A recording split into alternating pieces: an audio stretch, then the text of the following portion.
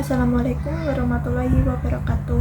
Perkenalkan, nama saya Amelia Kurnia Putri dengan NIM 23070260078. Saya dari jurusan Gizi Fakultas Psikologi dan Kesehatan UIN Wali Songo dari kelas Gizi 2C. Di sini saya akan mempresentasikan tentang bagaimana cara sistem pencernaan bekerja. Presentasi ini saya gunakan untuk melengkapi tugas dari mata kuliah Anatomi Fisiologi Manusia yang diampu oleh Ibu Praptita Kurniasanti, SKM MGSIL. Nah, untuk penjelasan lebih lanjut, marilah kita simak dengan seksama. Apa sih sistem pencernaan itu?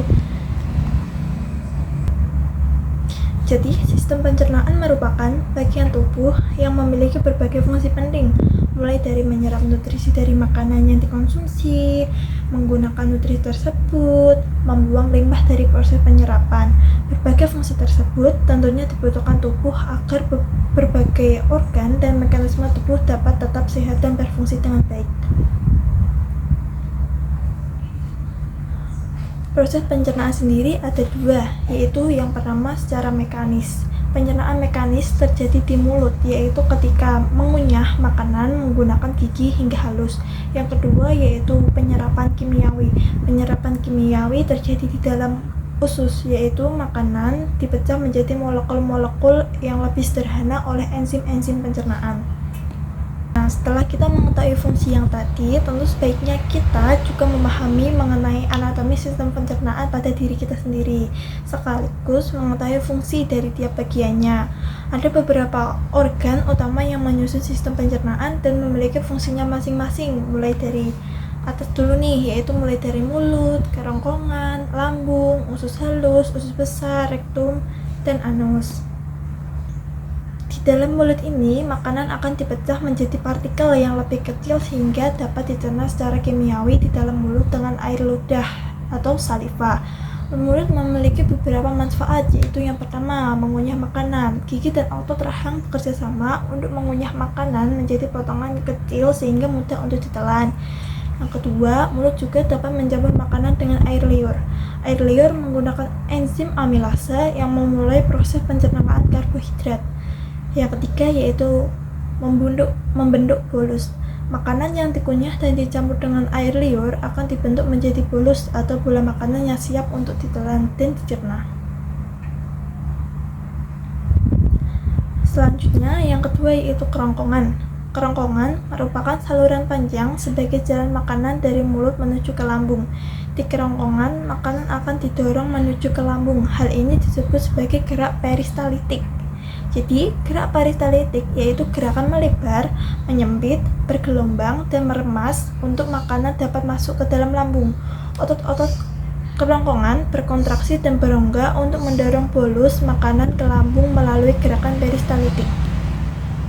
Ketiga yaitu lambung. Lambung adalah organ berotot yang berbentuk seperti kantong yang terletak di perut kiri atas.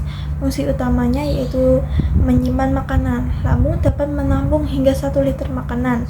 Yang kedua yaitu mencerna makanan.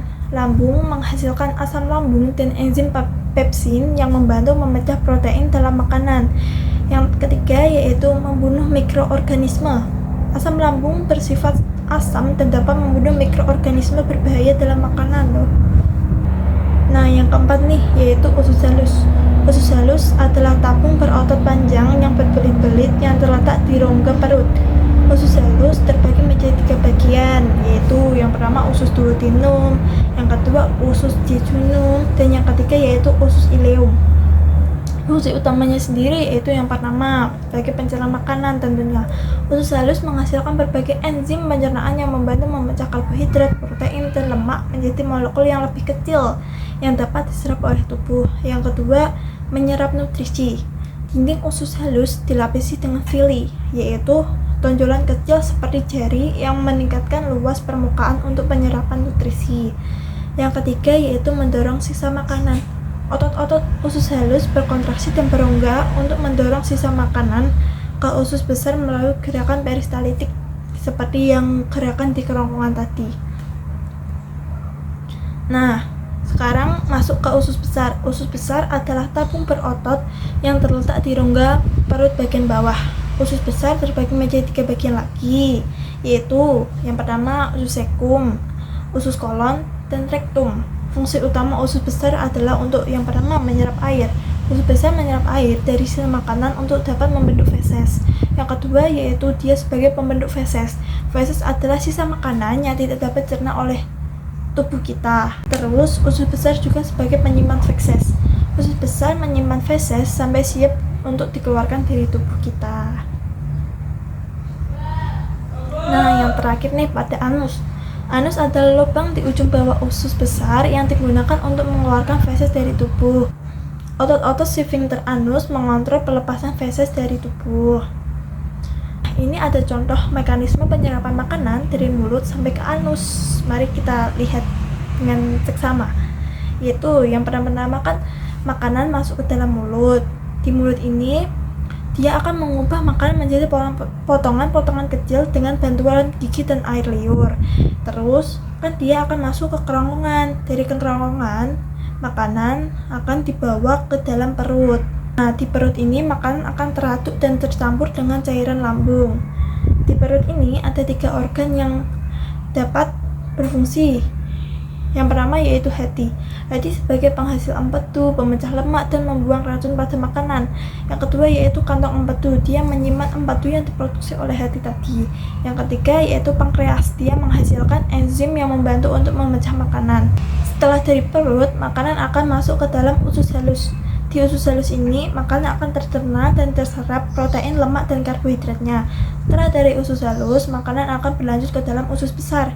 Di usus besar, makanan akan diserap air dan garamnya, sehingga meninggalkan massa lunak yang disebut dengan feses, di mana feses ini tidak dapat diserap oleh tubuh, sehingga harus dikeluarkan.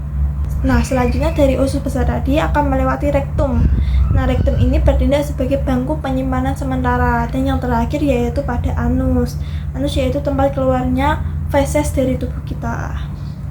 Nah, berikut ini nih ada beberapa gangguan dari sistem pencernaan tadi. Yang pertama yaitu gastritis. Gastritis ini kayak radang akut atau kronis pada lapisan mukosa dinding lambung yang disebabkan oleh makanan yang kotor, dan radang yang kronis disebabkan oleh kelebihan asam dalam lambung. Yang kedua yaitu hepatitis. Hepatitis atau disebut dengan radang hati yang menular merupakan infeksi virus pada hati sehingga meluas melalui air atau makanan. Yang ketiga yaitu diare. Pasti kalian semua sering kan mengalami diare. Dia ini disebabkan oleh adanya iritasi pada selaput dinding kolon oleh bakteri. Yang terakhir yaitu sembelit.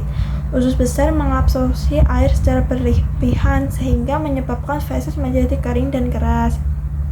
Nah, sekian presentasi dari saya. Jika ada kesalahan kata dan kata-kata yang kurang berkenan, saya mohon maaf sebesar-besarnya. Terima kasih atas perhatiannya. Wassalamualaikum warahmatullahi wabarakatuh.